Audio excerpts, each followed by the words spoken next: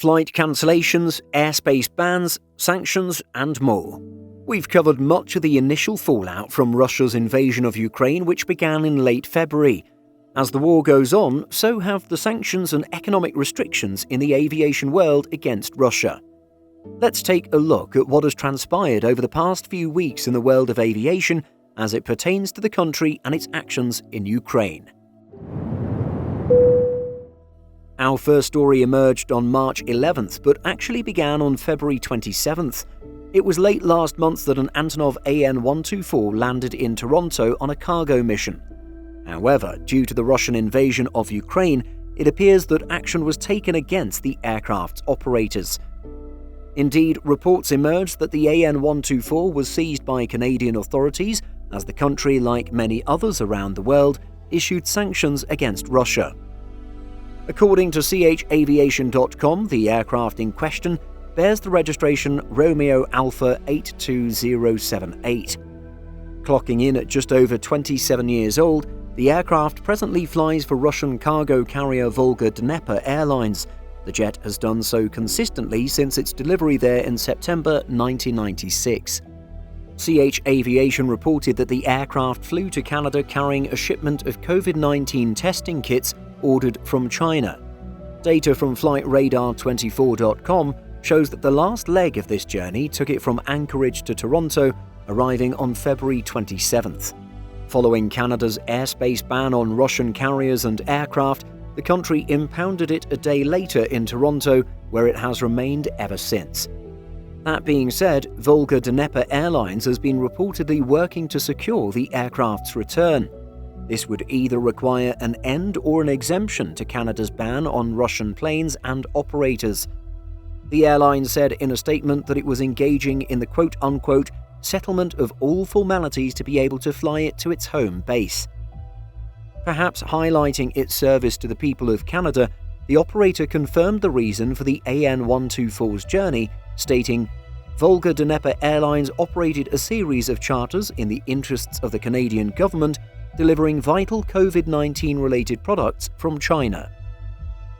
It has now been about a month since the Antonov arrived in Canada, and enough time has passed for airline fleet trackers like CH Aviation to change the aircraft status on its database from active to stored.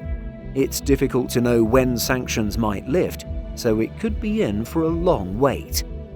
On March 12th, the Bermudan Civil Aviation Authority, or BCAA, provisionally suspended the certificates of airworthiness, or COAs, of all Russian jets registered within the country. In a statement posted to its website, the BCAA said, "International sanctions on the aviation sector have had a significant impact on the ability to sustain safety oversight on Russian-operated aircraft on the Bermuda Aircraft Registry. The airworthiness system has been restricted to the point that the Bermuda Civil Aviation Authority is unable to confidently approve these aircraft as being airworthy." It's no secret that many aircraft lessors have used the Bermudan register over Russia's due to uncertainties with the Russian legal system. As a result of the BCAA's actions, the Russian government has been scrambling to re-register all foreign-owned aircraft to the country. In doing so, Russian airlines will be able to evade further COA restrictions and maintenance tracking. Russia has registered over 180 jets in the past few weeks, including Aeroflot's newest A350s. Head of the aircraft airworthiness at the Federal Air Transport Agency, Valery Kudinov, noted that there were 70 aircraft in the Russian register in late February. A few days later, on Wednesday, March 16th, we heard from Russia's homegrown aviation industry regarding how it plans to adjust to the onslaught of sanctions by international plane makers. Already forced to develop Russian-built engines and composite parts for its upcoming MC-21 aircraft due to previous sanctions on materials, the most recent restrictions may prompt a speedier development of its new narrow-body flagship. Russian Deputy Prime Minister Yuri Borisov recently acknowledged that the MC-21 project has now become more complicated since it was initially planned to depend on international cooperation. However, Borisov said that work had not been suspended, with Aerotime Hub quoting him saying, "There is no pause in the work of enterprises, and there will not be. Everyone continues to work.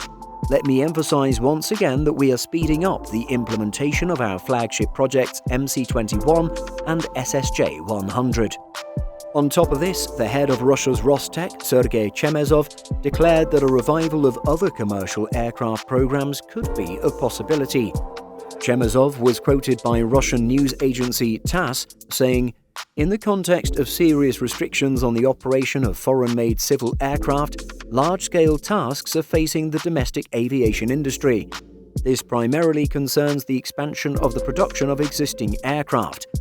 In addition, it is necessary to consider the possibility of resuming the serial production of medium-haul Tu-204/214 and the Russian wide-body airliner IL-96.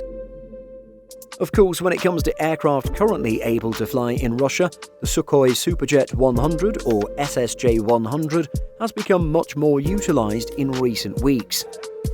According to analysis by Simple Flying's own James Pearson, there are now 70,376 SSJ-100 services planned between March and August, a jump of 15%. This development also marks the first time monthly flights of the type have passed 10,000, hitting nearly 14,000. Indeed, never have there been anywhere near as many services by this small twin-engine aircraft type. The rise, especially now, is an indication of the current situation. Large numbers of aircraft on the Irish Aircraft Register will be returned, repossessed, or even bought out. And, as already discussed, the Bermuda CAA has withdrawn the Certificate of Airworthiness on all its Bermuda-registered aircraft in Russia, leading to multiple aircraft being re-registered onto the Russian register throughout much of March. Additionally, Boeing, Airbus, Embraer and others have stopped supplying parts and support to Russian operators. The most recent filings show the growth in flights is because of Rossiya, which operates the aircraft for Aeroflot.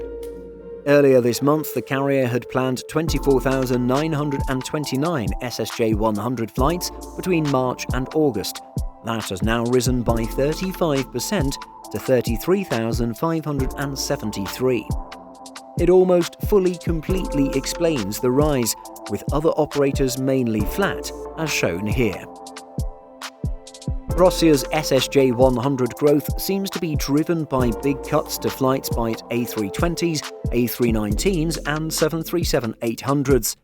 These types have seen flight cuts of 67%, 40% and 37% respectively.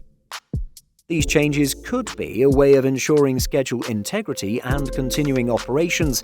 However, a few more weeks should make the picture clearer, especially as all of its A319s, A320s, 737s and others are leased.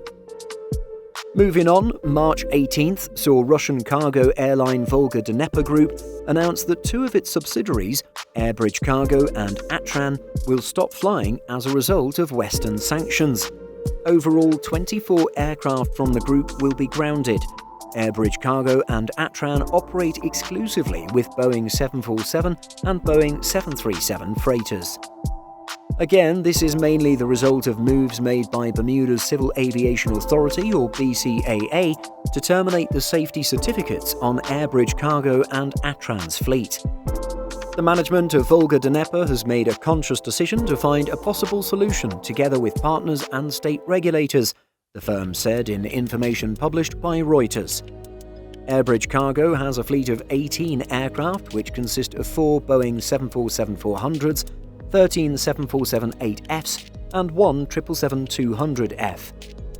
Volga Dnepr Airlines owns 2 747-8Fs, while the remaining units are leased with companies like Air Castle, Aviation Capital Group, VOC Aviation, DAE Capital, GCAS, and SB Leasing Ireland. Meanwhile, Atran has a fleet of 9 aircraft, including 3 Boeing 737-400 SFs and 6 737-800 BCFs. At least 7 other 9 jets are leased with GCAS. It's clear that sanctions and airspace bans are taking a major toll on Russian airlines, both passenger and cargo. So why did a Volga Dnepr Ilyushin IL-76, registered in Russia, fly from Ulyanovsk, traverse Polish airspace, and land in the Slovakian capital Bratislava on March 17th. Well, one sector where Europe has yet to distance itself from Russia is energy. While there is no official confirmation for the March 17th flight, another Volga-Dnieper IL-76 flight landed in Slovakia on March 1st when the airspace was already officially closed. This earlier flight was reported to be carrying fuel for 2 Slovakian nuclear power plants. At the time, the Slovakian Economy Minister Richard Sulik stated to Euractiv, "The Slovak economy now has reserves of another strategic commodity. I'm glad that we managed to bring the fuel." Sulik also said that his ministry had collaborated with the Polish Ministry of Foreign Affairs to allow the shipment to take place, which would explain the flight path of the more recent flight through first Belarus and then Poland. The exempted aircraft is a 10-year-old Ilyushin IL-76 cargo aircraft registered as Romeo Alpha 76511. The jet first flew from Mineralnia Vody, or MRV, on March 17th to Moscow Domodedovo, or DME. The plane remained in Moscow for much of the day before making the 2.5-hour flight to Bratislava, or BTS. According to worldnuclear.org, about 15 million packages of radioactive material are transported around the world each year. The International Atomic Energy Agency, or IAEA, has been issuing international regulations for their transportation since 1961, with the latest update being released in 2018. While there are about 440 operable nuclear power reactors in 32 countries, uranium mining occurs in just 30 states, many of which have no nuclear power plants of their own. For air transport, the IAEA regulations note that radioactive material must be kept in so-called Type C packages and must be capable of maintaining their containment upon impact onto a target at a velocity of 90 meters per second. So, while most Russian aircraft have been banned over Europe, there appear to be a few special exceptions. Of course, it's quite possible that Russia will choose to halt. With the war in Ukraine constantly unfolding, it's clear that Russia's aviation sector will continue to be impacted. While it appears that most of the international aviation world outside of Russia has made moves to cut the country off, we'll just have to wait and see what other moves will take place, either by Russia or other countries. Do you think sanctions will lead to a resurgence of Russia's domestic aviation industry? Let us know by leaving a comment. Simple Flying publishes over 150 articles every week. If you're looking for the latest aviation news and insights, visit simpleflying.com.